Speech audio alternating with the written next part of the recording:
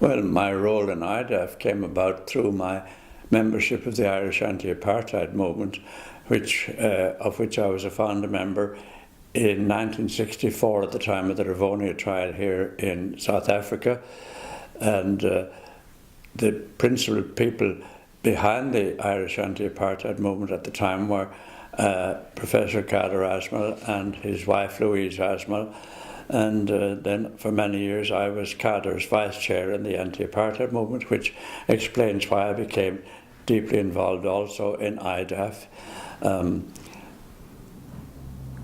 My role in IDAF was I was the person who received the money from London, which came to me because my address had no connection with the anti-apartheid movement or anything like that, so it was a safe address.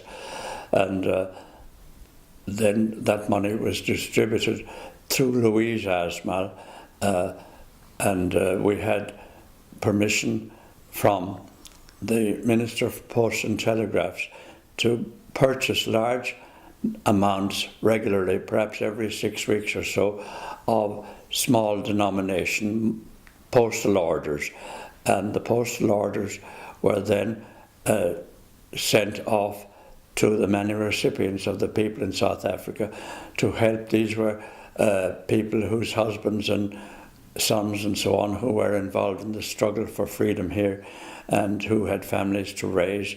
And it worked very smoothly. It was all very much part of a European effort. We were involved with many other European countries in sending money in, and it was a very clever way of getting money into South Africa. And I understand during all that time that the South African apartheid authorities never tumbled to the fact that money was coming in regularly in this way. We would go to an annual general meeting of IDAF in different parts, sometimes in London. We even had an AGM in Ottawa in Canada, another time in Geneva, various places. And it worked very smoothly. But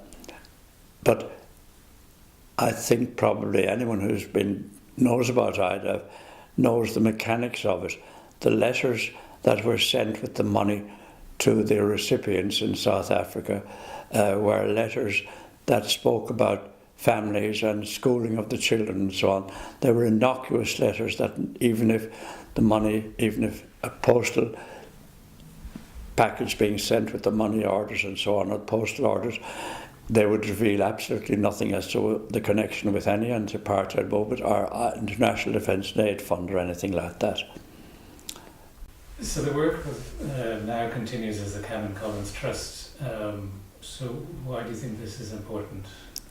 Oh, it's obviously vitally important.